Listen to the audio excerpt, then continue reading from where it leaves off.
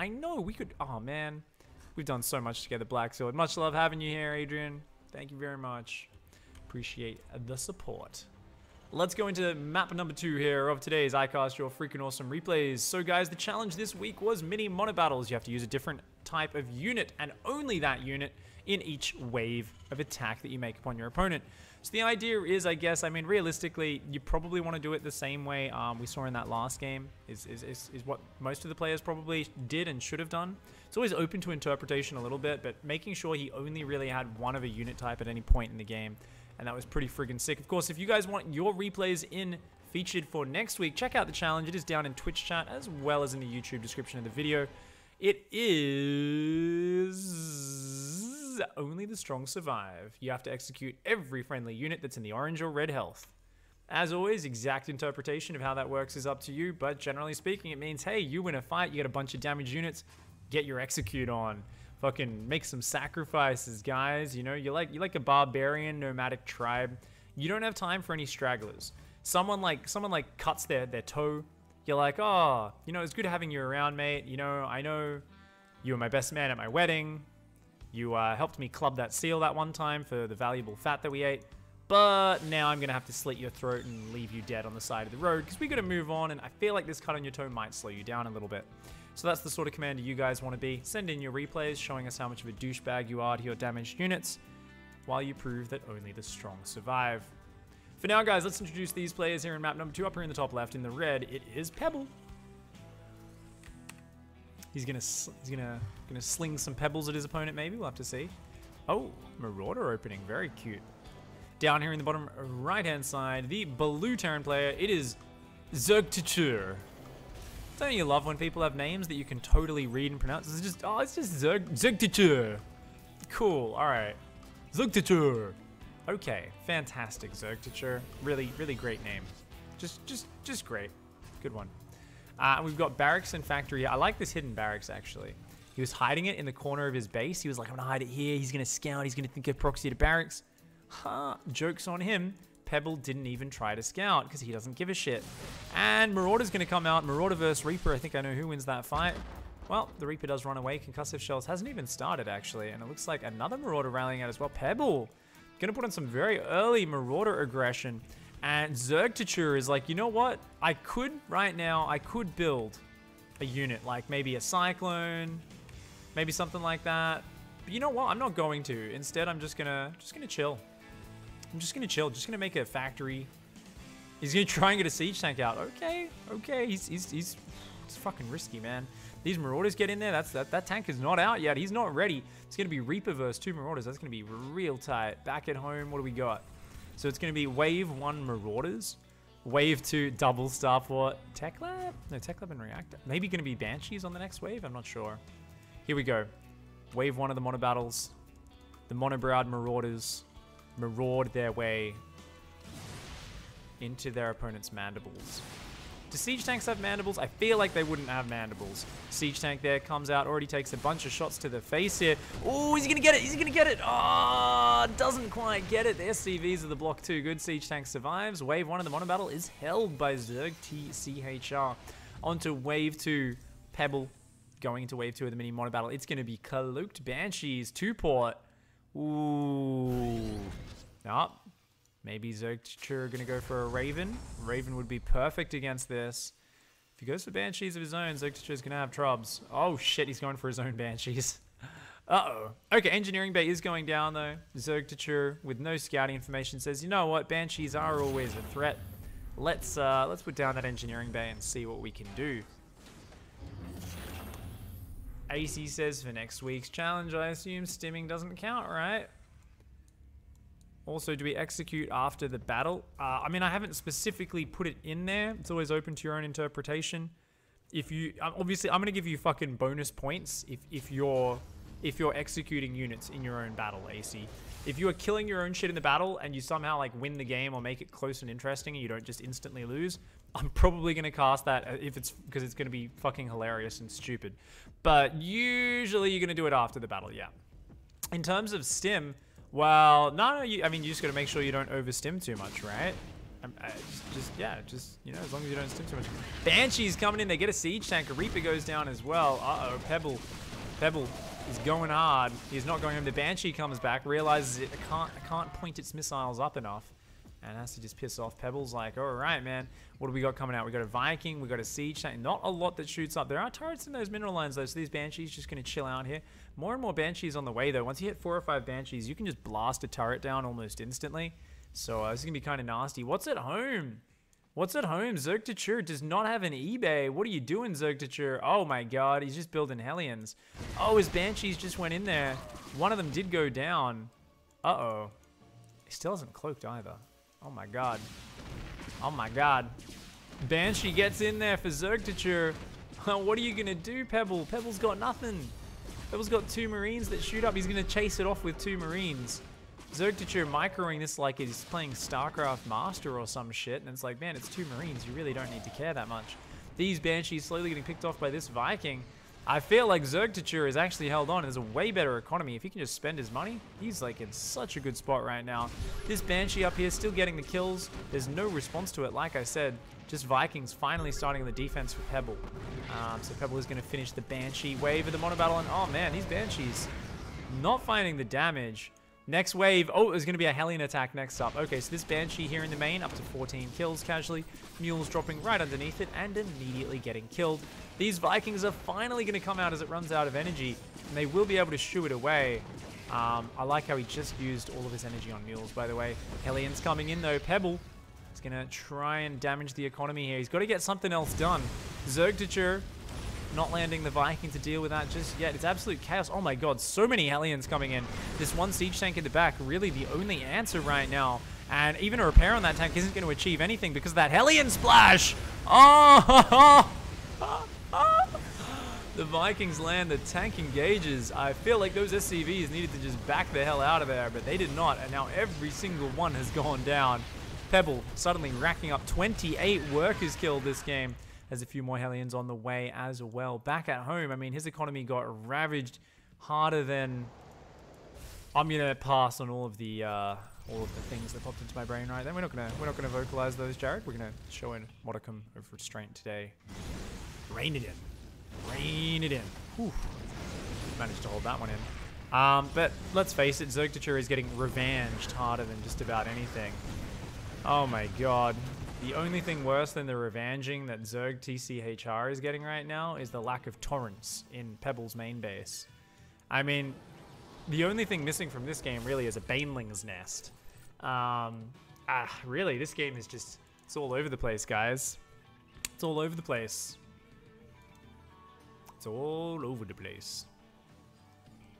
Better build 6 missile turrets, says Ronan. Yeah, I hear these stop Hellion run-bys. Oh man, that's he's got like the sickest little, look at this, he's got his little Vikings on ground defense. He's like, yeah, we're gonna watch the front door. He's got like the CC Viking tank wall off. And keep in mind, he's still got double mules dropping, guys, with like a 3rd command center on the way. Pebble's just like, I'm barely mining on 1 base. And he's going back into Banshees up against the 6 turrets that we already saw. So this is gonna be fun. Banshee's going to pass in the night.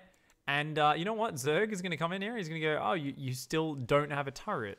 Like, I guess I just win this game. At least, I mean, I thought the game was already over and then the Hellions killed 28 SCVs. So I guess we're going to have to not call this one too early. Once again, a siege tank dies in an almost identical position to the very first tank that died to the first 2 Banshees earlier. The Vikings lift, the Banshees cloak. And they are going to have to back on out of there. Don't go close to those turrets. He's going to go into turret range. Oh, Zerg TCHR. Yep, those Banshees are in range of the turrets, man. He can see it. He can see it. Oh, yep. Banshees do go down. At the same time, though, Zerg TCHR has not gone in with his Banshee. Has not managed to find that weakness. Back at home, fusion cores ready, and he's just finished upgrading Yamato cannon. Probably the most important thing at this stage of the game. I mean, when I'm at 15 SCVs, the first thing I think is build another 8 missile turrets and then a Yamato cannon upgrade before even making a single battle cruiser. Of course, Zerg TCHR with the high level plays. Pebble at the same time, he's like, you know what? I thought you might go for more Banshees, so I left a single Marine named Billy Bob the Dumbass in my mineral line. Meanwhile, the Viking slowly gonna push away that. with the only scan, which he will have for the next minute and a half. If that Banshee goes back in, it is a free win. But he's going to fly away. Ah, man. How many times could you have won with a single Banshee if you just left it there? If Pebble wins this game, I'm actually going to like... I think I'm going to lose a little bit of faith. Like, how does he even kill a single battlecruiser? I don't know. Like, this game's been amazing, but I feel like if Zerg TCHR loses this game, then... I mean, it really is a conjoined effort of you know, not defending Banshees on Pebbles. But oh, no, that's an armory, not an eBay. I was like, is he building an engineering bay? Has he actually decided to build a missile turret? No. Nope. And even though he knows there's active cloaked Banshees on the map, he drops his last mule to mine minerals. Because when you've got about 300 minerals left on your base, it's more important to mine that than protect your last 15 SCVs. I love you, Pebble. It's cool. I love you, mate. I love you. This is actually amazing. Oh, shit, he's actually going to get a Thor out. Guys, does anyone know how a Thor does against a battlecruiser with the new single-shot Thor damage? Can someone in chat... I know there's a couple of hardcore nerds in there. I know there's a few people who know how to use a calculator. Please, can someone crunch the numbers on that for me? Wow, Banshee's killing a Viking. Not something you see every day there. And then flying right into missile turret range. Oh, shit. Pebble overcommitting once again. Does have... Oh, a nice little... Oh, he's got like a round of Vikings coming over, actually. Oh my god, catches a Banshee. Single BC here. He's still got his Vikings on sentry duty down there. This shit's crazy right now. We got like a Viking wave. It's going to be followed by a Thor wave. He's going 2 Thors at a time. Yeah, someone please crunch the numbers on that. Obviously, Yamato cannon means the BC would win. Especially because the BC, you know, is just like a heavier unit in general. But, oh, Yamato cannon takes down 1 Viking. Finishes off the ready point Viking. Teleports away. He's going to repair that.